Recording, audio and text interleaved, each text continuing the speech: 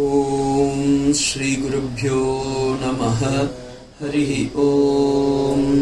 ஸ்ரீசைலேஷதயாபாத்ரம் தீபத்யார்ணிகுணார்ணவம் யதீந்திரப்ரவணம் வந்தே ரம்யஜாமாதரம் முனிம். லக்ஷ்மீநாதசமாரம்பாம் நாதயாம் யாமுனமத்யமாம் அஸ்மதாச்சார்யபர்யந்தாம் வந்தே குருபரம்பராம். யோ நித்யமச்சுதபதாம்புஜயுக்மருக்மவ்யாமோகதஸ்தைதராணி தೃಣாய மேனே. அஸ்மத்குரோர்பகவதோஸ்ய தயைகசிந்தோः ராமானுஜஸ்ய சரணம் சரணம் பிரபத்யே. மாதாபிதா யுவதயஸ்தனயா விபூதி சர்வம் யதேன நியமேன மதன்வயானாம். ஆத்யஸ்தி நக்குலபதேர்வகுலாபிராமம் ஸ்ரீமத்ததங்கிரியுகலம் பிரணமாமி மூர்த்னா. பூதம் சரஸ்ச மகதாக்வயபட்டநாத ஸ்ரீபக்திசாகர குலசேகர யோகி பாகான். பக்தாங்குரேண பரகால யதீந்திரமிஸ்ராம் ஸ்ரீமத் பராங்குஷமுனிம் பிரணதோஸ்மி நித்யம். குருமுகமனதீத்ய பிராகவேதானசேஷான் நரபதி பரிக்ளுப்தம் சுல்கமாதாது காமः. ஸ்வசுரவரவநந்தியம் ரங்கநாதஸ்ய சாக்ஷாத் த்விஜகுலதிலகம் தம் விஷ்ணுசித்தம் நமாமி. தேசிகனுடைய தனிகன் தேசிகனுடைய தனிகன் சொல்லுங்க. அடுத்தது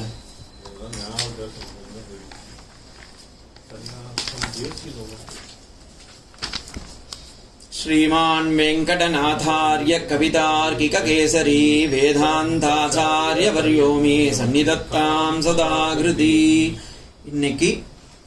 இன்று தொடக்கமாக பெரியவர்கள் நமக்கு கொடுத்திருக்க ஒரு ஆக்ஞ, பகவானுடைய கிருபையினால நியாச தசகம் அப்படின்ற புஸ்தகத்தை கிரந்தத்தை அனுபவிக்கலாம் அப்படின்னு அடியேனுக்கு அபிப்பிராயம். இது போடுறதுக்கு முன்னாடி we should know the Guru Parampara. What is that Guru Parampara அப்படின்னா, நமக்கு எப்பவுமே அதனால தான் இந்த பொது தனி எல்லாம் இப்ப பாடினேன். இந்த பரம்பரா எங்கிருந்து ஸ்டார்ட் ஆகுதுன்னா, மணவாள மாமுனிகள் தொடங்கி அப்படியே நமக்கு வர்றது. அதனாலதான் ஃபர்ஸ்ட் ஸ்லோகமே மணவாள மாமுனி சுவாமிகள் எடுத்துக்கிறாங்க. ஓகேங்களா? ஸ்ரீசைலேச தயாபாத்திரம் தீபத்யார்ணி குணார்ணவம் யதீந்திர பிரவணம் வந்தி ரம்யஜா மாதரம் முனிம். ஸ்ரீசைலன் எனப்படும் பகவான் சைலபுரியில இருக்க, உங்க சேலத்துல இருக்கிறவர்னு கூட வச்சுக்கலாம். சுவாமியோடைய பரம கிருபையினால ஸ்ரீசைலம் அப்படின்னாவே, நீங்க நிறைய பேர் ஸ்ரீசைலம்னா பிரமராம்பிகால் சிவா கோவில் இருக்குல்ல, அங்க இல்ல, அது இல்ல. ஸ்ரீசைலம் அப்படின்னதுக்கு திருமலா, ஸ்ரீ திரு மலா சைலம், புரியுதுங்களா? ஸ்ரீசைலேஷ தயாபாத்திரம். சோ திருமலையில் இருக்கக்கூடிய பெருமாளே அப்படின்னதுதான் ஸ்ரீசைலேஷ தயாபாத்திரம். அவனுடைய கருணை என்னும் பாத்திரத்தில் நாம் ஒரு அங்கம் அப்படின்றதுனால ஸ்ரீசைலேஷ தயாபாத்திரம். தீபத்யார்ணி குணார்ணவம், கிருபைக்கு பாத்திரமானவன் மட்டுமில்லாமல் உடையவரால், யாரு? எம்பெருமானார் ராமானுஜர் கொண்டு பக்தி ஞானம் முதலிய குணங்களை எல்லாம் பிரவாகமாக கூடிய எம்பெருமானார் ராமானுஜருடைய திருத்தாள்களை யதீந்திர பிரவணம் வந்தே, எதிகளுக்கெல்லாம் ஒரு தீபமாக இருந்தவர். வந்தே ரம்யராஜா மாதரம் முனிம், முனி, அந்த முனி புங்கவனுக்கு, மணவாள மாமுனிகளுக்கு. ஏன்னா மணவாள மாமுனிகள் இல்லாம சுவாமி எம்பெருமானார் கிடையாது. அவருடைய கீதார்த்த சங்கிரகத்துக்காகத்தான் ஸ்ரீபாஷ்யம் எழுதினாரே அவர். அதனால அவருடைய அங்கத்திலிருந்து இவர் வந்தார் அப்படின்னு காமிக்கிறதுக்காக அந்த குரு பரம்பரை அங்கிருந்து ஸ்டார்ட் ஆகும். ஆனா இப்ப குருக்கு சொல்லிட்டோம். ஆனா உண்மையான குரு யாரு அப்படின்னா லக்ஷ்மிநாத சமாரம்பாம். லக்ஷ்மிநாத சமாரம்பாம் நாதயாம் யாமுன மத்தியமாம் அஸ்மதாச்சாரிய பர்யந்தாம் வந்தே குரு பரம்பராம். எப்படியாப்பட்ட குரு பரம்பரைனா, லக்ஷ்மிநாதனாக இருக்கக்கூடிய ஸ்ரீயப்பதி அவரை தொடங்கி நடுவில் நாதமுனி பக்கத்துல, அதுக்கப்புறமா உய்ய கொண்டார் எல்லா பேரும் வருவாங்க. கிடம்பியாச்சான், ராமானுஜர் எல்லாருமே வந்துருவாங்க இல்லையே.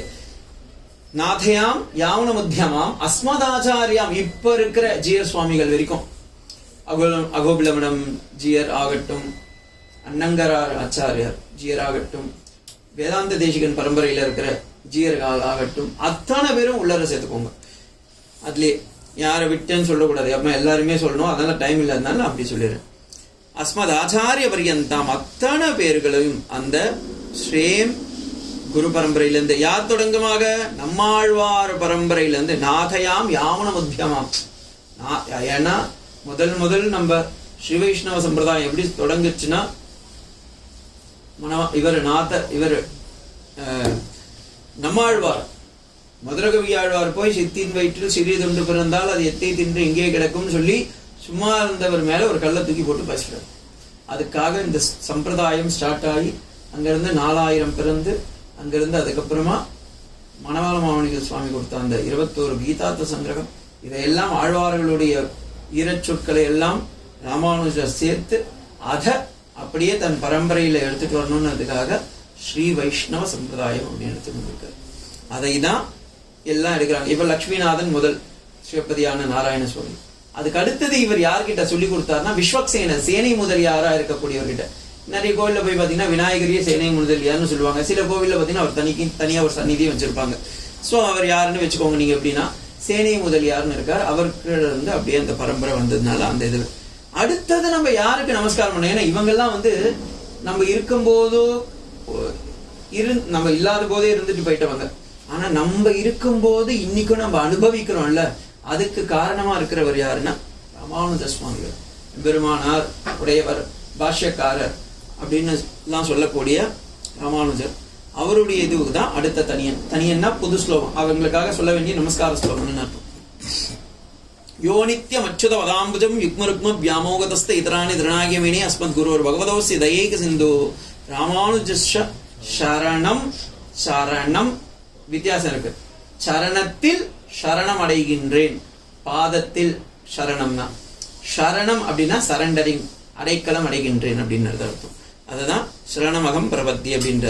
எவன் அச்சுதன் நழுவலில்லாத அந்த பகவானுடைய அதீதி பிரேமையினால் ராமானுஜர் இந்த உலகத்திற்கு எல்லா பொருட்களையும் இந்த உலகத்திற்காகவே கொடுத்து தன் வாழ்க்கையும் தியாகம் செய்து இருந்தாரோ, ஒரு புல்லுக்கு சமமாக தன்னை கருதி கொண்டு 9 கிரந்தங்களை சாதித்து அருளினாரோ, அப்படியாப்பட்ட அந்த கல்யாண குணங்களை கொண்ட அந்த பகவான் ராமானுஜருக்கு என்னுடைய நமஸ்காரம் அப்படின்னு சொல்லி சொல்றோம். அடுத்தது நம்மாழ்வார். நம்மாழ்வார் பொதுத்தனியன் ரொம்ப பியூட்டிஃபுல்லா இருக்கும். அவர் என்னன்னா எப்படி அவர் பிறந்தார், எப்படி வளர்ந்தார்னது அதுலயே சொல்லிடுவாங்க. மாதா பிதா யோதயஸ் தனயா விபூதி சர்வம் யதேன நியமேன மதன்வயானாம் ஆத்யஸ்தன குலபதே வகுலாவிராமம் யோ ஸ்ரீமத் ததங்கிரியுகலம் பிரணமாமி மூர்தா. இதுவரை பெரும் மதிப்பு உடையவர்கள் என்று இருந்தவர்கள் காலத்தில் தந்தை தாய் குழந்தை சம்பந்தம் எல்லாத்தையுமே பகவான் திருவடியில கொடுத்துட்டவர். அவர் அப்பா இருந்தாங்க, அம்மா இருந்தாங்க, எல்லாத்தையும் என்ன பண்ணிட்டார், யாரும் இல்லை எனக்கு நீதான் அப்பா அம்மான்னு சொல்லி சுவாமி திருக்குறுங்கூர் அப்படின்ற ஊர், இன்னைக்கு அதுக்கு ஆழ்வார் திருநகரின்னு பேர் வச்சிருக்காங்க. அந்த இடத்துல போய் பகவான் கிட்ட உட்காந்துட்டார். வகுலாபிமாலம், அந்த வகுல மாலை தான் நம்ம எல்லாம் இன்னைக்கு பெருமாள்லாம் கூட சாத்திக்கிறாங்க. அதாவது மகிழ மரம், இந்த மகிழ மரத்து பூவை தான் பெருமாள் எப்பவுமே அவர் சாத்திப்பார். எப்பவுமே நம்ம சம்பிரதாயத்துல 3 சித்து அச்சித்து பிரம்மம் அந்த 3 இருக்குன்றதுக்காக இப்படி 3 கையில சின்முத்திரையோட கையில வச்சுட்டு இருக்கவர் நமஸ்காரம் பண்ணி பெருமாள் கிட்ட திருப்ப பரமபதம் வேண்டி கேட்டு போயிட்டார். அப்புறமா மக்கள் கேட்டாங்கன்னு திரும்ப வந்தார். அதனால இன்னைக்கும் நம்மாழ்வார் புறப்பாடப்ப பாத்தீங்கன்னா அவர் போய் பெருமாள் காலில் போய் விழுந்துருவார். துளசி எல்லாம் தீர்த்தெல்லாம் போட்டு மூடிடுவாங்க. அப்புறமா எல்லாம் ஒரு பாசுரம் பாடுவாங்க. திரும்ப அப்புறமா எடுத்துன்னு வந்து அவர் ஏழை பண்ணி உட்கார வைப்பாங்க. சோ என்ன அர்த்தம், நமக்காக வந்தவர். அதனால நம்மாழ்வார் அப்படின்னு பேர் வந்தது. ஆனா அவருடைய உண்மையான பேர் சடகோபன். சடம்ன்ற வாயு தாக்கிறதுக்கு முன்னாடி நில் அப்படின்ட்டு, அதனால அவருக்கு பேர் சடகோபன் பேர். அடுத்தது எப்படியாப்பட்ட ஆழ்வார்கள் கிட்ட இருந்துலாம் நமக்கு இந்த இது வந்தது அப்படின்றதுக்கு ஆழ்வார்கள் பாசுரம் தான் இந்த தனியன் தான். அடுத்த ஸ்லோகம் பூதம் சரஸ்ச மகதாக்பய பட்டநாத. பூதம், பூதம்னா என்ன, பூதத்தாழ்வார். சரஸ் அப்படின்னா பொய்கைன்னு அர்த்தம், பொய்கை ஆழ்வார். மகதாக்பய அப்படின்னா பேய் ஆழ்வார். பட்டநாத, பட்டர் யாரு, பெரிய ஆழ்வார். அடுத்தது ஸ்ரீ பக்தி சாரர், ஸ்ரீ இருக்கு பாருங்க, ஸ்ரீனா யாரு, ஆண்டாள் அம்மா. பக்தி சாகரர், பக்தி சாகரர் யாரு, பக்தி சாரர் அவரும் ஒரு ஆழ்வார் தான். ஓகே. குலசேகரர் குலசேகர ஆழ்வார். யோகி வாகான் முனிவாகனன், பெரிய திருவடி சிறு திருவடின்ற மாதிரி முனிவாகனன், இவருக்கு பேர் என்ன? தொண்டர் அடிப்புடி ஆழ்வார். ஓகே, திருமங்கை ஆழ்வார், திருப்பானத்தாழ்வார். திருப்பானத்தாழ்வாருக்கு யோகி வாகான்னு பேரு. அங்க பக்தி சாரா அவர் ஏன்னா தன்னை எப்பவுமே பரகால நாயகியா நினைச்சுட்டு பெண் பாவத்திலே வாடுவார் திருமங்கை ஆழ்வார். அதனால பக்தாங்கு ரேணு, பக்தர்கள் அங்கி ரேணு, பக்த அங்கி ரேணு, தொண்டர் அடி பொடி ஆழ்வார். எப்படி பண்ணிருக்கா பாருங்க தமிழ்ல, தொண்டர் அடி பொடி ஆழ்வார். பரகால யதீந்திர மிஸ்ராம், இதுல ஒருத்தர் சேர்ந்துட்டாங்க, யதீந்திர மிஸ்ராம். இதுல 12 ஆழ்வார்கள் யாருமே சன்னியாசி கிடையாது. இதுல யதீந்திர மிஸ்ராம், யதினா யாரு? சன்னியாசர்கள். சன்னியாசிகளுக்கு தலைவனானவனே அப்படின்றார். யார் அது? ராமானுஜரையும் சேர்த்துட்டாங்க. என்ன சுவாமி, அவங்க நீங்க ஆழ்வார்லயும் சேர்த்துக்கலாம், அவரை ஆச்சாரியர்லயும் சேர்த்துக்கலாம். அவர் எப்படின்னா 2 பக்கமும் இருப்பார். இந்த பக்கம் ஆழ்வார்கள் சேர்த்துல அவரையும் உட்காந்துருவாங்க, இந்த பக்கம் ஆச்சாரியர்னா அவர் அதுலயும் இருப்பார். ஏன்னா பஞ்சாச்சாரிய பிரவர்த்தகர் அவர். ஆச்சாரியர்கள் 5 பேர்கிட்ட இருந்து ஞானத்தை வாங்கி ஸ்ரீபாஷ்யத்தை உருவாக்கினார். எதுக்கு? சம்பிரதாயத்தை வளர்க்கணும்ன்றதுக்காக. அதே நேரத்துல சமாசயனம் பண்ணி பின்னாடி வரவங்களுக்கு சமாசயனம் பண்ணி வச்சார். அதனால ஆழ்வார்கள் திருவடியும் வருது, ஆச்சாரியர்களுடைய திருவடியும் வருவாங்க இந்த இடத்துல. அதனால அடுத்தது இப்படி வந்த இந்த பரம்பரையில இன்னைக்கு நம்ம பார்க்க போறது சுவாமி தேசிகன். ராமானுஜருக்கு அப்புறமாக 750 வருஷத்துக்கு அப்புறமா தமிழ்நாட்டுல விழுப்புரத்துல துப்பூல் அப்படின்னு ஒரு கிராமம். ஏன் அதுக்கு துப்பூல் அப்படின்னு பேர் வந்துச்சுன்னா, தூய புல்கள் இருக்கக்கூடிய இடம், அதற்கு பேர் துப்பூல். அப்படின்னா என்ன அர்த்தம்னா, நிறைய தர்ப புல்லங்க இருந்துச்சு. அது ஒரு தர்ப காடு. அந்த இடத்துலதான் விஸ்வாமித்திர மகரிஷி போய் தபஸ் பண்றார். எதுக்கு? இந்த 4 முறை அரியர் வாங்கியிருப்பார் தெரியுங்களா? விஸ்வாமித்திரருடைய லைஃப்ல போய் பாத்தீங்கன்னா அதுல ஒரு அரியர் அங்கதான் வாங்கினார். அந்த இடத்துல உட்காந்து துப்புல்ன்ற கிராமத்துல போய் தபஸ் பண்ணாரு. தூய புற்கள் நிறைந்தது, அதனால அதுக்கு துப்புல். அந்த வம்சத்துல கௌஷிகர், அவருடைய வம்சம் அதானே, கௌஷிகன் தானே விஸ்வாமித்திரன் மாறினார். அந்த கௌஷிக சம்பிரதாயத்துல வம்சத்துல வந்தவர் தான் யாரு? சுவாமி தேசிகன்.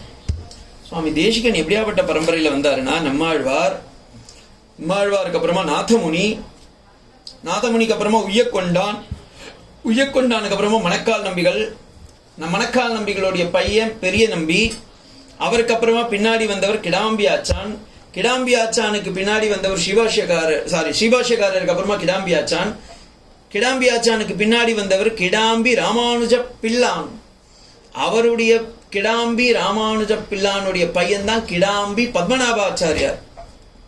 அவருடைய பையன், அவருக்கு பேரு ராமானுஜன்னே பேர் வச்சிருந்தாங்க. அவருக்கு பேரும் இது ராமானுஜர் 1.2. இது உடனே நீங்க கன்ஃபியூஸ் ஆயிடக்கூடாது.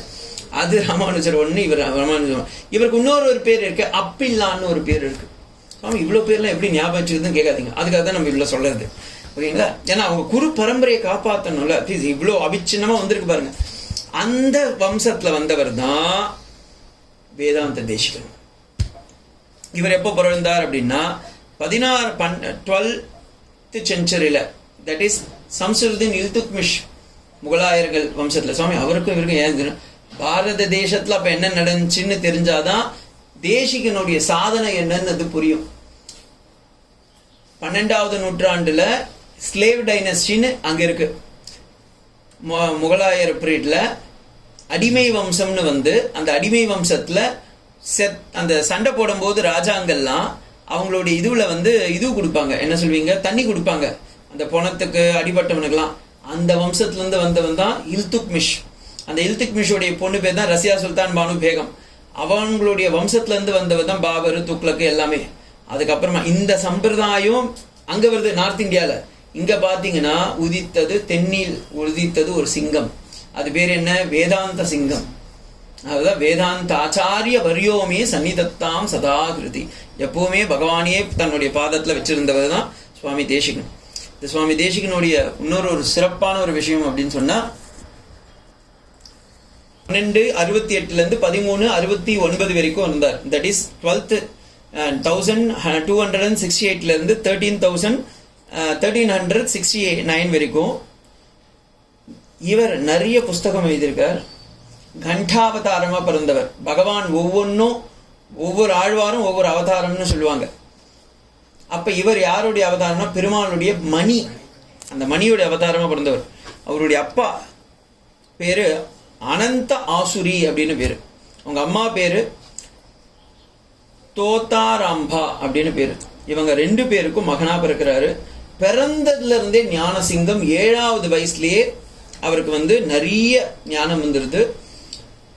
தமிழ், பிராகிருதம், சம்ஸ்கிருதம், மணிப்பிரவாளம், கன்னடம் நல்லா தெரிஞ்சவர்.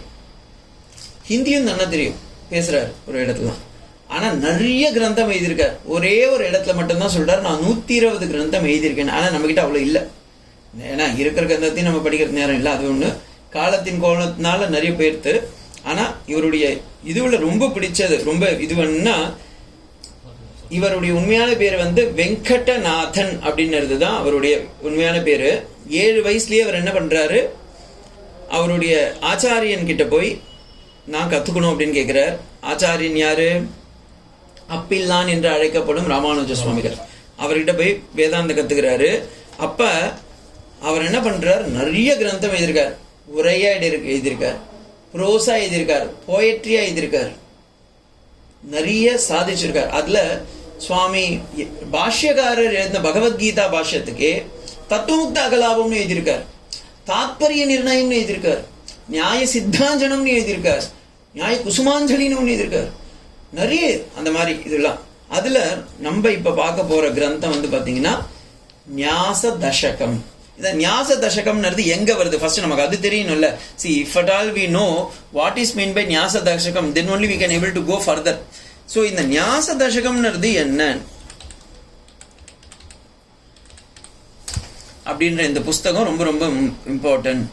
இதை நம்ம எங்க கத்துக்கலாம் அப்படின்னா, before going to this he has written other books also, like இது இந்த ஞாச தசகம்ன்றது ஒரு புஸ்தகம். அதே மாதிரி வேற புஸ்தகம்லாம் இருக்கு. என்னன்னு சொல்றேன். ஞாச திலகம், ஞாச விம்சதி, ஞாச தீபக. இந்த ஞாச வம்சத்தின்னு இருக்கு பாருங்க, பெரிய புக்கு. அவர் எப்பவுமே சின்ன புக்கே எழுத மாட்டார். இன்னொன்னு சம்ஸ்கிருதத்துல கலகண்டவர். ஆனா அப்படியாப்பட்டவர் அவர் எப்பவுமே பாத்தீங்கன்னா அப்படியே ரொம்ப தெரியாத மாதிரி தான் இருப்பார். ஆனா எழுதுறதுலாம் கரட புரடா தான் இருக்கும். தேசிகனுடைய ஸ்லோகம்னாவே கரட புரடா தான். சம்ஸ்கிருதம் அவ்வளவு இது. அவரே சொல்றாரு தயா சதகத்துல சொல்லும் போது, நான் மந்த சம்ஸ்கிருதோஸ்மின்றாரு. ஆனா அப்படிலாம் கிடையாது. அது இதை படிக்கிறதுக்கே நமக்கு தலையெல்லாம் சுத்தும். அப்படியாப்பட்டவர் ஞாச விம்சத்தின்னு விஸ்தாரமா எழுதுறாரு. ஞாசம் அப்படின்னா என்ன அப்படின்னு அதை பத்தி சொல்றாரு. அடுத்தது ஞாச திலக்கம்னு ஒண்ணு எழுதியிருக்காரு, அதுவும் விஸ்தாரமா எழுதியிருக்காரு. அப்புறமா ஞாச தசகம் தீபகன்னு ஒன்று எழுதியிருந்தார். அப்புறமா தான் நினைச்சார், நம்ம பசங்களாம் கலியுகத்துல இவ்வளவு எல்லாம் படிப்பாங்களான்னு தெரியல, அதனால கண்டென்ஸ் பண்ணி 10 ஸ்லோகத்துல ஒண்ணு கொடுக்கலாம் அப்படின்னு சொல்லி கண்டென்ஸ்டு ஃபார்மா ஒரு புக் எழுதுறார். அந்த புஸ்தகத்துக்கு பேர் தான் ஞாச தசகம். இப்ப வாட் இஸ் மீன் பை ஞாச தசகம்ன்றது நம்ம தெரிஞ்சுக்கணும். ஏன்னா அது தெரியலன்னா நமக்கு ஒண்ணுமே தெரியாது. தசகம்னா 10 ஸ்லோகம் தாங்க, அதனால ரொம்ப ஈஸி அப்படின்னு நம்ம நினைச்சிடுவோம். அதுதான் கிடையாது. ஒவ்வொரு ஸ்லோகமும் பாம்பிளாஸ்டிங் ஸ்லோகாஸ் தான். ஞாசம் அப்படின்னா நன்கு அப்படின்னு அர்த்தம். ஓகேங்களா?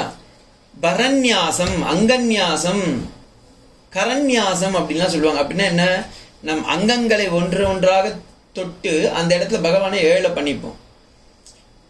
ஹிருதயே விஷ்ணு திஷ்டதி அப்படின்னு சொல்லுவா. அப்படின்னா இதயத்தில் விஷ்ணு உட்காரட்டும். ஓகேங்களா?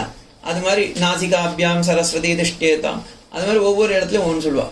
ஸோ இப்போ இந்த ஞாசம் அப்படின்றது பரநியாசம், அங்கநியாசம், கரநியாசம்னா தெரியும். இந்த இடத்துல தேசிகன் சொல்றது என்னன்னா, 4 வேதம், 4 வேதத்தோடைய கடைசி பாகமா இருக்கிறது வேதாந்தம். அந்த 4 வேதத்துடைய சாரமா இருக்கக்கூடிய வேதாந்தங்களை எல்லாம் திரட்டினீங்கன்னா 32 வித்யான்னு ஒண்ணு வரும். அந்த 32 வித்யால கடைசியா இருக்கிற ஒரு வித்யா என்னன்னா, அதுதான் உயர்ந்த வித்யா ஞாசம். தமிழ்ல சொல்லக்கூடாது, நாசம்னு ஆயிடும். ஞாசம், ஞாசம் அப்படின்னா நன்கு பழக்கப்பட்ட அர்த்தம். இத தமிழையே சுவாமி தேசிகன் இன்னொரு இடத்துல எழுதிருக்காரு. இப்ப இந்த ஞாச தசகம்னு இருக்க பாருங்க, இந்த புஸ்தகம் ஆல்ரெடி இவர் தமிழ்ல வேற மாதிரி எழுதியிருக்காரு தமிழ்லயே. அதை வேணா நீங்க செக் பண்ணி பாத்தீங்கன்னா தெரியும். அடைக்கலப்பத்து. அப்ப அடைக்கலம் அப்படின்னா என்ன? ஒருவரிடம் நாம் அடைக்கலம் படுகின்றோம். இப்ப நான் அகதியா இருக்கேன், ந கதியா இருக்கிறதுனால அகதின்னு பேரு. அந்த அகதியா இருக்கிறவன் போய் பகவான் கிட்ட அடைக்கலம் அப்படின்னு போய் கேட்கிறோம். சரண்டர்னும் அதே தான். சரண்டர்னது இங்கிலீஷ்ல, அடைக்கலம்னது தமிழ்ல, வேற ஒன்றும் இல்லை. ஸோ நான் வேற ஒரு நாட்டில இருந்து இங்க அகதியா வரேன். நான் இருக்கிற இடத்துல இருந்தே நான் அகதியா தான் இருக்கேன். ஓகேங்களா? நான் அது என் நிலைமை. ஸோ அகதி ந கதி அகதி, அடைக்கலம். யாரிடம் நாம் அடைக்கலம் வேண்டும்? இப்ப யாருன்னா ஒருத்தன், இப்ப நான் ஒருத்தங்கிட்ட அடைக்கலம் பாருறேன். அவன் சொல்றான், சரி நானே 4 வேளை சாப்பிடாம தான் இருக்கேன், நீ என் கூட வா, உன்னை நான் காப்பாத்துறேன்னு சொன்னா அது அடைக்கலம் கிடையாது.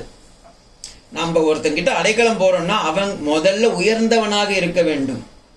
அப்புறமா கொடுக்கணுன்ற எண்ணம் இருக்கணும். கொடுத்துட்டு எப்பா காலையில உனக்கு பிரேக்ஃபாஸ்ட் வாங்கி கொடுத்தேன்ல, உனக்கு ட்ரெஸ் வாங்கி கொடுத்தேன்லன்னு சொல்லக்கூடாது.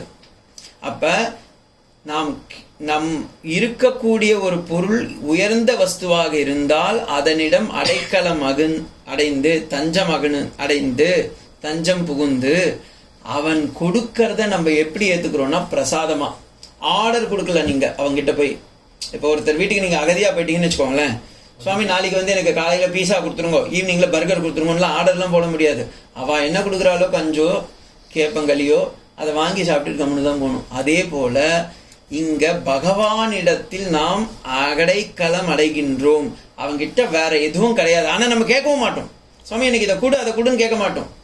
அந்த அடைக்கலத்திற்காக பகவானிடத்தில் 10 ஸ்லோகம் கொடுக்கிறார். பகவானே உனக்கு நான் அடைக்கலம், நான் உன்னிடத்தில் அடைக்கலம் அடைகின்றேன். I am surrendering to you, I am சரணாகதி டு யூ. அந்த ஐஎம்ன்றது அப்படியே சம்ஸ்கிருதத்தில் வச்சுக்கோங்க. அதனால ஃபர்ஸ்ட் ஸ்லோகமே அதான் சொல்றேன், அகம் மத்ரக்ஷண பரு அப்படின்ட்டு. நான் சரணாகதி அடைகின்றேன். அந்த சரணாகதியில விசிஷ்டாத்வைதத்துக்கு இன்னொரு பேர் என்ன? பிரபத்தி. அந்த பிரபத்திக்கே இன்னொரு பேர் என்ன? ஞாசம். வந்துருச்சுங்களா ஞாசம்? இததான் அவர் ஞாசம் அப்படின்றார். ஓகேங்களா? ஞாச தசகம். இதுல முதல் ஸ்லோகத்தை நம்ம இப்ப பார்க்கணும்.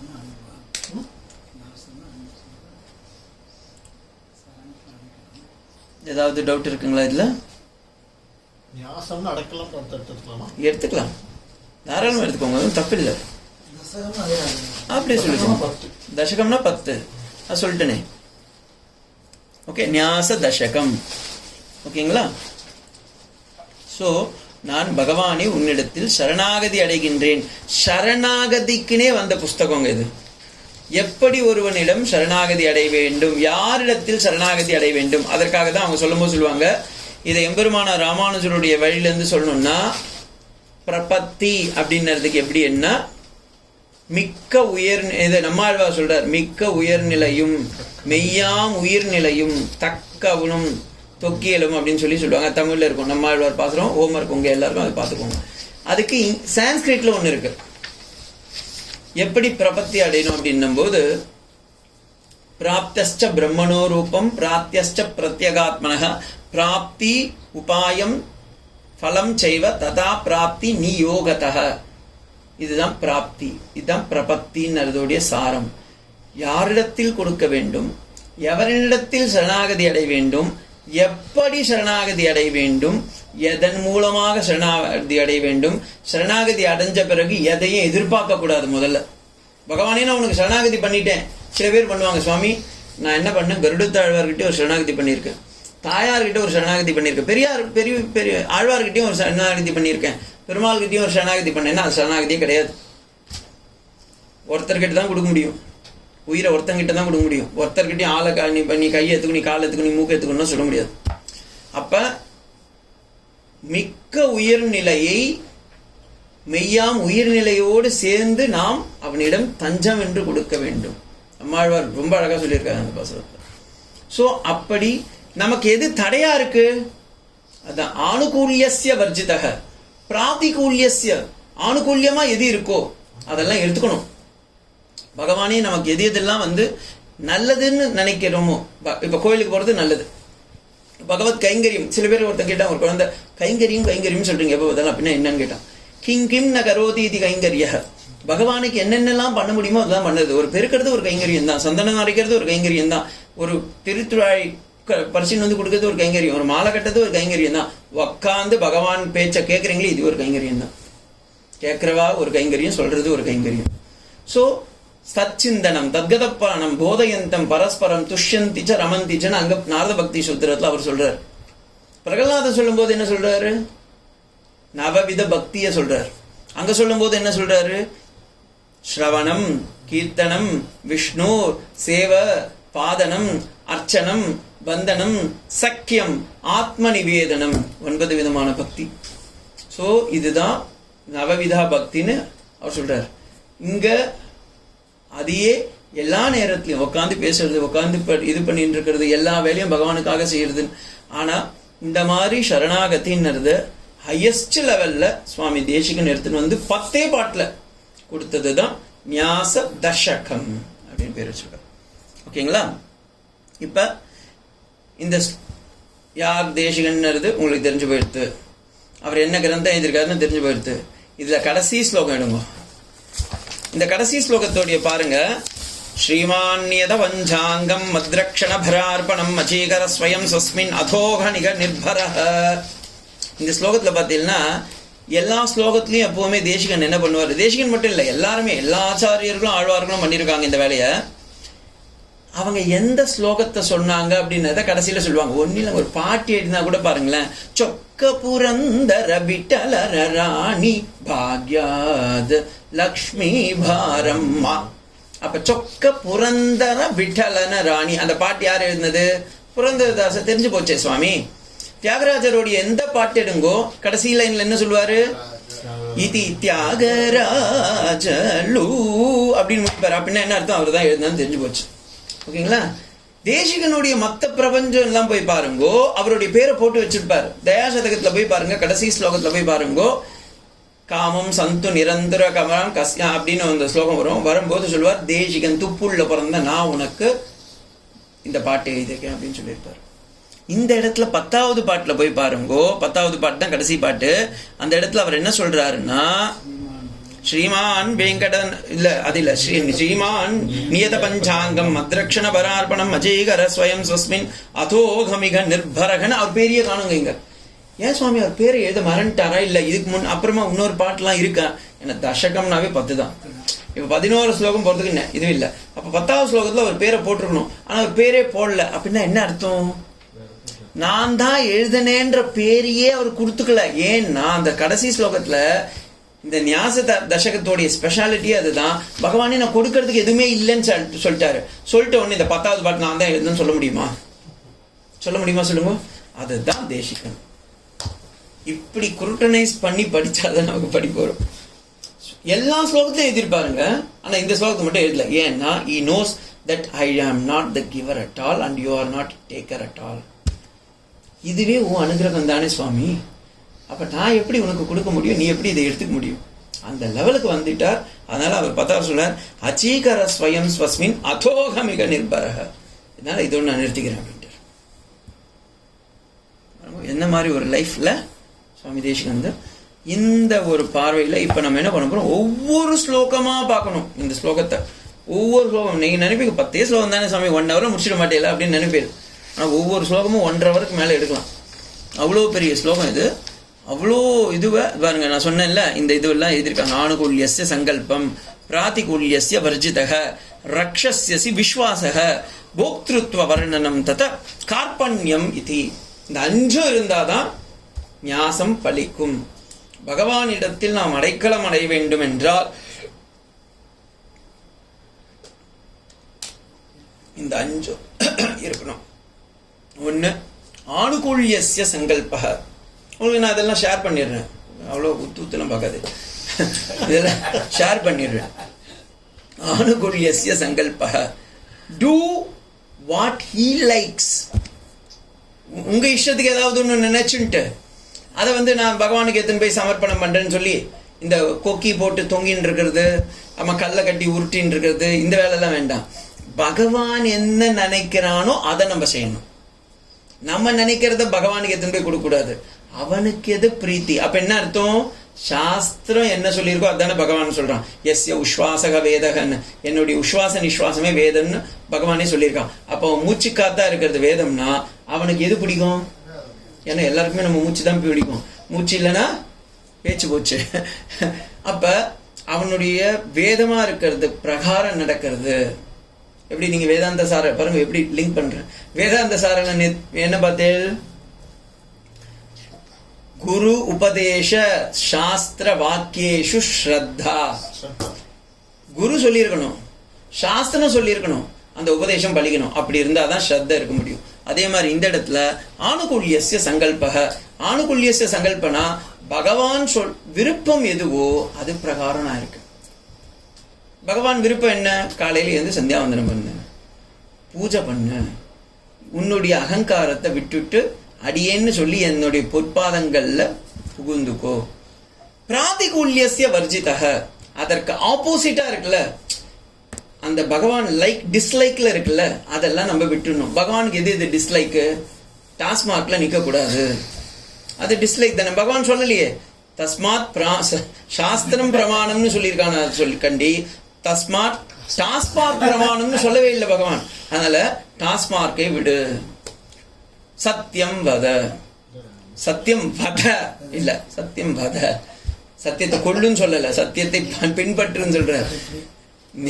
தர்மம் சர. ஓகேங்களா? தர்மத்தின் பின்பற்று அப்படின்றாரு. அப்ப அதெல்லாம் பிராதிகுல்யம். அவருக்கு எது பிடிக்கலையோ அதை நம்ம செய்யக்கூடாது. அவருக்கு எது பிடிக்கல, பொய் சொல்றது பிடிக்கல, நேர்மையா இல்லாம இருக்கிறது பிடிக்கல, பகவானுக்கு பக்தியை செலுத்தாம இருக்கிறது பிடிக்கல அப்படின்னா என்ன பண்ணணும்? இதெல்லாம் பண்ணணும்னு அர்த்தம். ரக்ஷஸ்யசி விஸ்வாக. கண்டிப்பா என்ன கடவுள் காப்பாற்றுவான். நான் அப்ளிகேஷன் விநாயகருக்கு ஒன்று, பெருமாளுக்கு ஒன்று, சிவனுக்கு ஒன்று போட்டு வச்சுட்டு, அம்பாளுக்கு ஒன்று போட்டுட்டு, பகவானே நான் எல்லாருக்கும் ஒவ்வொரு அப்ளிகேஷன் போட்டு வச்சிருக்கேன், யாருன்னா யார் ஃபர்ஸ்ட் கம் ஃபர்ஸ்ட் சர்வ் அப்படின்னு போட்டுறக்கூடாது. அவர்கிட்ட ஒருத்தருக்கு அதான் சொல்லுவா, ஒரு பெண்மணி எப்படி தான் கணவனை மட்டும் நம்பி வாழறாளோ அதே போல நம்மும் பகவானுக்காகவே வாழணும். விஸ்வாசம். விஸ்வாசம் அங்க வேதாந்தல பாருங்க பாருங்க. இப்பதான் பாத்தீங்களா, நீங்களாம் வந்துட்டார். போக்திருத்வ வரணும். அப்ப accepting that alone is the உபாயம். ஏன்னா 32 வித்யையில அதுதான் பரநியாசம். பரநியாசத்துக்கு இன்னொரு பேர் தான் நியாசம். அந்த நியாசத்தை தான் தசகத்துல சொல்ல போறோம். அதனால நியாச தசகம். அதுல என்ன ஒண்ணுன்னா, பகவானி நீ தான் என்ன காப்பாத்து. அதை எங்க சொல்றாரு தேசிகன்னா, காமாசி காஷ்டகத்தை சொல்றாரு. ஆனா இப்ப நான் இன்ட்டு கொடுத்துறேன். त्वयि रक्षति रक्षकैकि मन्ये त्वयि च அரக்ஷதி ரக்ஷகைகி மன்யே இது நிச்சிததி ஸ்ரீயாமி நித்தியம். உன்னை தவிர எனக்கு வேற யாரும் இல்லை. என்ன தவிர. இது எப்படின்னா, நீங்க எல்லாரும் இதை பரநியாசம் பண்றோம். யார்கிட்ட? ஹாஸ்பிட்டல்ல டாக்டர் கிட்ட பண்றோம். ஹாஸ்பிட்டல்ல கடைசி காலத்துல படுத்துட்டுருவோம். அப்ப வீட்டுல இருக்கவங்க சொல்லுவாங்க, டாக்டர் சொல்லுவாங்க, சார் இவருக்கு ஒன்னும் பண்ண முடியாது, you have to give up your hope அப்படின்வாங்க. அப்ப இவங்க என்ன சொல்லுவாங்க தெரியுமா? வீட்டுல இருக்கவங்க எல்லாம், சார் எவ்வளோ இருந்தாலும் பரவாயில்ல சார், அவர் உயிரை எப்படின்னா வச்சுருங்க சார், என் சொத்தியே வச்சு கொடுக்குறேன். அதான் டாக்டர் சொல்லிட்டார்ல, அவராலே முடியாததால அந்த வார்த்தையை சொல்றாரு. அப்ப இவர் என்ன சொல்லுவா, நீ உடனே கடவுளை நம்பணும்.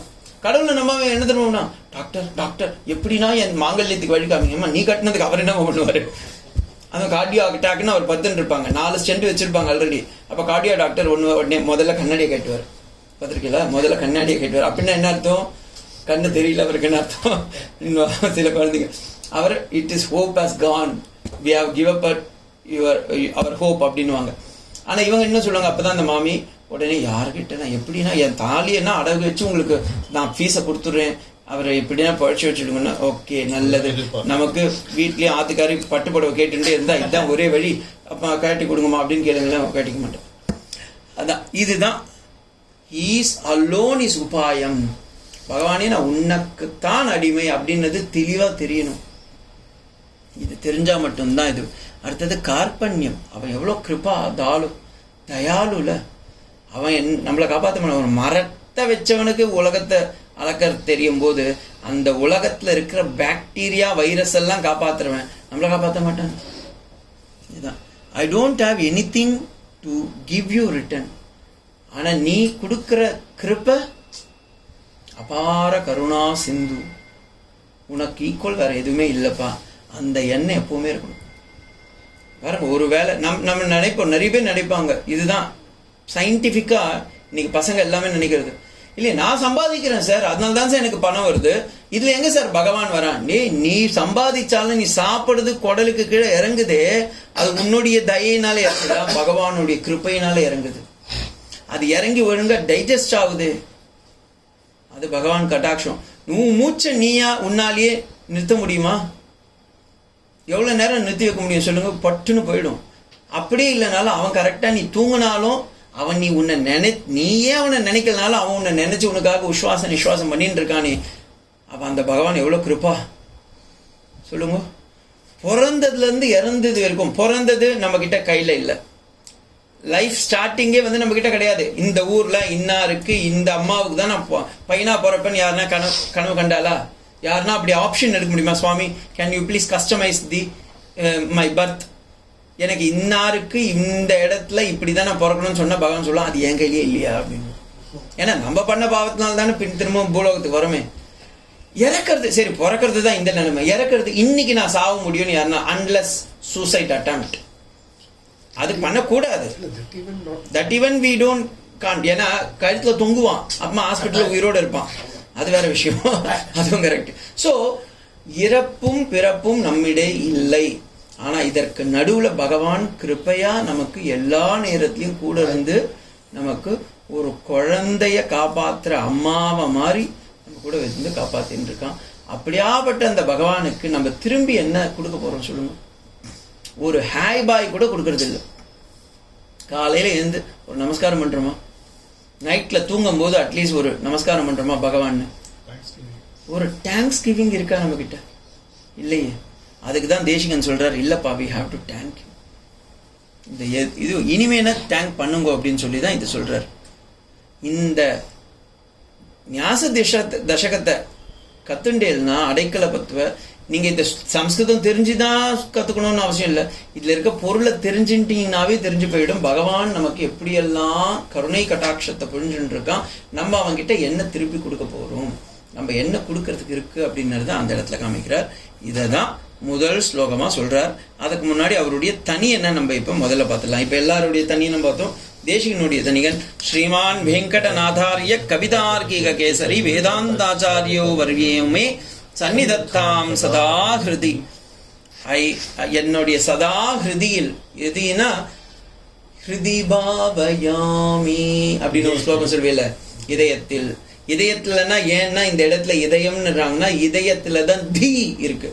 தியோ யோன பிரச்சோதயாத் அப்படின்றீங்கள, அந்த தி புத்தி அங்கதான் இருக்கு. அதனால அந்த இதயத்துல பகவானே நீ எனக்கு இருக்கணும், சதா இருக்கணும். எப்படியாப்பட்டவன் நீ? ஸ்ரீமான் வெங்கடநாதார்ய. அவருடைய இயற்பெயர் என்னன்னு சொன்னேன்? வெங்கடநாதன். ஓகேங்களா? அதுதான் இவர் சொல்றார், ஸ்ரீமான் வெங்கடநாதா கவிதார்க்கிக கேசரி. கவிதர்கள் கவிதை எழுதுறதுல அவர் தான் சிங்கம். எப்படி ஒரு காட்டுல சிங்கம்னு ஒன்னே இருக்கோ, மத்த யானை புலி கரடி எல்லாம் பயப்படும் யாரை பார்த்து? சிங்கத்தை பார்த்து. அதே போல வேதாந்தாச்சாரியர் அப்படின்னாவே அவருக்கு பேரு நிகமாந்தாச்சாரியர்னும் பேரு. நிகம்னாலும் வேதம் தான் அர்த்தம். சோ வேதாந்தாச்சாரியரை பார்த்தா எல்லாம் பயப்படுவாங்க. அதனால வேதாந்த தேசிகனே ஒரு இடத்துல சொல்லும்போது சொல்றாரு, ஞாச தசகத்துல சொல்ல அது நியாய சித்தாந்தனத்துல சொல்லும்போது சொல்றாரு, டாக்டர் சௌரியன் எனக்கு சொல்லிக் கொடுக்கும்போது இதை அழுத்தி சொல்லுவார். சொன்னதை சொல்லும் கிளிப்பிள்ளை போலே சொல்லி வைத்தார் போல சொல்லுவார். யாருன்னா ஒரு உங்களுக்கு ஃபியூச்சர்ல எனக்கு நியாய சித்தாந்தனம் படிச்சிருக்கேன் சுவாமி, ஆனா யாருன்னா என்கிட்ட ஒரு கேள்வி கேட்டா எனக்கு பதில் சொல்ல தெரியாது அப்படின்னு நினைச்சீங்கன்னா கவலைப்படாதீங்கப்பா, நான் எழுதி வச்சதை படிங்க போதும். பாருங்க எந்த அளவுக்கு அவருக்கு ஒரு அந்த ஃபர்ம்னஸ், கன்விக்ஷன். நான் எழுதி வச்சதை படிங்க, உங்களை யார் கேள்வி கேட்கறாங்களோ அவன் பயந்து ஓடி போயிடுவான் அப்படின்றார். அப்படியாப்பட்டது அந்த நியாய சித்தாஞ்சனம். அதே மாதிரி தத்துவமுக்தா கலாபம் அவரும் டாக்டர் சௌரியராஜன் தான் எடுத்தார். அதே மாதிரி தாத்பரிய நிர்ணயம், மூணுமே ஃபண்டாஸ்டிக் ஸ்கிரிப்சர்ஸ். அடியனுக்கு அது விவேகானந்தா கல்லூரியில் இருக்கும்போது அட்லீஸ்ட் ஒரு பாக்கியம். ஞாச தசகம் இவர் முத்துபட்டர்னா, செங்கேந்தி முத்துபட்டர்னா சொல்லி கொடுத்தார். அதே மாதிரி நியாய சித்தாந்தனம், தத்துவமுக்தா கலாபம் இதெல்லாம் டாக்டர் சௌரியராஜன்னா இப்ப ஸ்ரீரங்கத்துல காவேரி படுகையில் இருக்காரு, அவர் சொல்லி கொடுத்தது. இது ஏன் இவ்வளவு சொல்லணும்னா ஆச்சாரியர்களுடைய அனுகிரகத்தினாலதான் நமக்கு இது வந்தது. இப்ப தேசிகன் அதை எழுதி வச்சுட்டாரு, அது ஸ்லோகம் நம்ம படிக்கும் போதே வாய் பிதுங்குது. அந்த வார்த்தையும் இவங்களுடைய காருண்யத்தினாலதான் அடியேன் கத்துட்டேன். அது இல்லைன்னா கத்துக்கவே முடியாது. இன்னொன்று அந்த பரம்பரையில இருந்த சத்து நமக்கு சொல்லி கொடுத்தாதான் அந்த பழிக்கும். அப்படி சொல்லி கொடுத்து அதுக்கு விளக்கமும் சொல்லிடுவாங்க. அப்பதான் தெரிஞ்சு ஓ இவ்வளோ அழகா. ஏன்னா கல்கண்டு கரடு முரட தான் இருக்கும், அது வாயில போட்டு ருசிக்கும் போது தான் நன்னா தேன் மாதிரி ஒழுகும். அதே போல இந்த தேசிகனுடைய ஸ்லோகம்லாம் பார்த்தீங்கன்னா கரடு முரடா தான் இருக்கும். ஆனா இந்த ஸ்லோகம் அப்படி இருக்காது. நீங்க காமாசி காஷிகம் சொன்னீங்கன்னா நமக்கே சொல்லணும் சட்டா படல பீஷணே சரபசா டாஸ் ஓத்படே ஸ்புரஸ்கிருதி ஸ்பரிஸ்புடத் புர்குடிகேபி வக்திரே கிருத்தே கிருபா கபட கேசரின் தனு ரிம்பதத்தஸ்தனா சரோஜ சதஷா திருஷா வியதி விசர்ஜதே வியஜதே. பாருங்க ஒரு லைன் கூட புரியாது, என்ன சுவாமி சம்ஸ்கிருதம் பேசுனீங்களான்னு கேட்பீங்க. ஆனா இங்கெல்லாம் அப்படி இருக்காது. குழந்தைக்கு எப்படி பப்பு கொடுக்குறோமோ அது மாதிரி தேசிகன் என்ன பண்ணிட்டா ரொம்ப சுலபமா புரிஞ்சுக்கணும். அம்மா இவரே பகவான் கிட்ட எப்படி சரணாகதி அடையணும்னு காமிக்கிறார். அப்ப இவர் பண்ணிருப்பார்ல, அதனால அந்த பக்தி பாவத்துல ரொம்ப சுலபமான சம்ஸ்கிருதத்தை தான் எடுத்து கையாண்டு இருக்காரு இந்த இடத்துல. இந்த ஸ்லோகத்தை தான் நம்ம இனி வரும் வகுப்புல ஒவ்வொன்னா பார்க்கலாம். ஒவ்வொன்னா பார்த்து பதம் பதச்சேதம் அன்வயம் போட்டு அதுக்கப்புறமா இதை எப்படி பிரிச்சுக்கணும், என்ன அவர் எக்ஸ்பிளைன் பண்றார், அதோடைய தாத்பரியம் என்ன, அதை எப்படி நம்ம பரநியாசத்துல பகவான் கிட்ட சேர்த்துக்கிறது அப்படின்றது. இது இப்ப பகவான் இப்ப இவருக்கு வரதராஜர், காஞ்சி வரதராஜர், எம்பெருமானார் ராமானுஜருக்கு ஸ்ரீரங்கநாத சுவாமிகள். அதே மாதிரி நமக்கும் 108 வைணவ தேசம் இருக்கு. இல்ல சுவாமி வேற ஏதாவது கடவுள் இருக்காரு, இப்ப அடியன் ராமகிருஷ்ண மடத்துல இருக்கேன், அதனால ராமகிருஷ்ணர் தான் எனக்கு எல்லாமே. அப்ப ராமகிருஷ்ணர்கிட்டயே இதை சொல்லாமே, ஓகேங்களா? அது உங்க இஷ்ட தேவதா கிட்டேயே இதை நீங்க சமர்ப்பணம் பண்ணலாம். ஏன்னா பகவானே கண்ணனம்பிரான் பகவத்கீதையில தெளிவா சொல்லியிருக்கார், யத்யத் விபூதி மத்சத்வம் ஸ்ரீமதேர் ஊர்ஜிதேனவா தத்தத் பிராப்யம் மம ஹம்ச ஏவ. எல்லா இடத்திலும் நானே தான்பா இருக்கேன். நீ கருப்பசாமியை கும்பிட்டாலும் அந்த கருப்பனுக்கு கருப்பனா இருக்கிறது நான் தான்.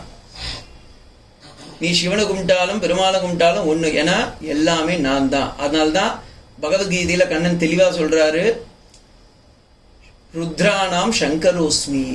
நான் 11 ஏகாதச ருத்ரர்களில் யாராக இருக்கின்றேன்? சங்கரனாக இருக்கின்றான். ஷம் கரோதி இது சங்கரஹ. எவன் மங்களத்தை தருவானோ அவன் பேர் சங்கரம். பெருமாள் எப்பவுமே எப்படி இருப்பார்? மங்களமா தான் இருப்பார். அதனாலதான் அவர் பேரு என்ன? கல்யாண வெங்கடேஷ பெருமாள். அப்படிதானே பாக்குறேன். சோ சங்கரோதி இது சங்கரஹ. கல்யாணமா நித்திய கல்யாணத்துல இருக்கார். கல்யாணம்னா தமிழ் கல்யாணம் இல்ல, எப்பவுமே தாலி கட்டி அது ஒரு பக்கம் நடக்குது நித்திய கல்யாண பெருமாள் கோயில்ல. கல்யாணம்னா மங்களம், நித்தியமாக மங்களத்தை தந்து கொண்டிருப்பதால் அவருக்கு பேர் என்ன? நித்திய கல்யாண பெருமாள்.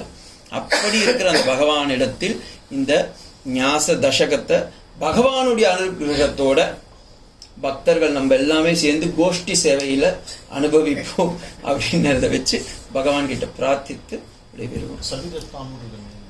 சந்நிதத்தாம், அவருடைய சன்னிதானத்து மூலமா, அவருடைய சன்னிதானத்தை நீங்க அடையணும்னா என்ன? அவருடைய ஸ்லோகத்தை சொன்னாவே போதும். இப்ப நான் தேசிகனை அடையணும். நீங்க தேசிகனை பார்த்திருக்கீங்களா? 750 வருஷம் முன்னாடி, நமக்கு முன்னாடியே போயிட்டாரு அவரு, ஓகேங்களா? இப்ப அவரை பார்க்க முடியாது. ஆனா அவர் கிரந்தம் சாதிக்கிறதே, இப்ப இதை படிக்கும் போது அவருடைய ஞாபகம் இல்ல. அதுக்குதான் ரிஷி தர்ப்பணம்னு சொல்லுவாங்க. இதுக்குதான் காண்டீவ ரிஷி தர்ப்பணம்னு ஒண்ணு பண்ணுவா, பார்த்திருக்கீங்களா? சந்தியாவந்தனத்துல பண்ணும்போது, அது காயத்ரி பண்ணும்போது இந்த காமோகா ரிஷி சேர்க்கும் போது இதையும் சேர்த்துப்பாங்க. காண்டீவ ரிஷி தர்ப்பணம் அப்படின்னா அந்தந்த ரிஷிகளுக்கு நாம் தர்ப்பணம் பண்றோம். இப்ப இந்த இது இருக்குல்ல, இவரை படிக்கிறோம்ல, அப்ப என்ன அர்த்தம்னா இவரை நம்ம ஞாபகம் வச்சுக்கிறோம். அப்ப வைகுண்டத்துல இருந்து பெருமாள் பாப்பார், பாரு இவர் எழுதின புக்கை நம்ம படிக்கிறதுனால பெருமாளையும் ஞாபகம் வச்சுக்கிறோம், அந்த ரிஷியை நம்ம ஞாபகம் வச்சுக்கிறோம், தேசிகனையும் நம்ம ஞாபகம் வச்சுக்கிறோம். சோ இப்ப இவர் எந்த குளத்துல தோன்றாரு? கௌஷிக ரிஷி, ஓகேங்களா? அந்த வம்சத்தையும் ஞாபகம் வச்சுக்கிறோம். பிளஸ் ஆச்சாரியன் தேசிகனையும் ஞாபகம் வச்சுக்கிறோம், பெருமாளையும் ஞாபகம் வச்சுக்கிறோம். இதுதான் ஒரே கல்லுல 3 மாங்கா.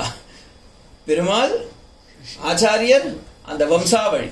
ஸோ 3த்தையும் நம்ம சேர்த்து சாதிக்கிறதுனால பகவானுடைய அனுகிரகம் நமக்கு பிரபாவமா வரும். அதனால்தான் சந்நிதத்தாம் சதா கிருதி.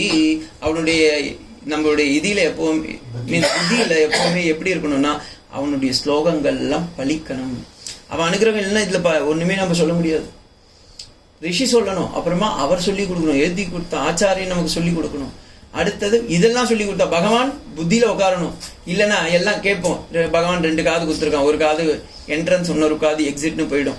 அது இல்லாம இல்ல, இந்த காதுல போய் அது மூலையில போய் உட்காரணும்ல, அந்த சஸ்டினன்சி இருக்கிறதுக்கும் அவர் தான். அதனால்தான் தேவி மகாத்மியத்துல சொல்லும் போது யாதேவி சர்வபூதேஷு புத்தி ரூபேன சம்ஸ்திதா நமஸ்தஸ்மை நமஸ்தஸ்மை நமஸ்தஸ்மை நமோ நமக அங்க சொல்றோம்.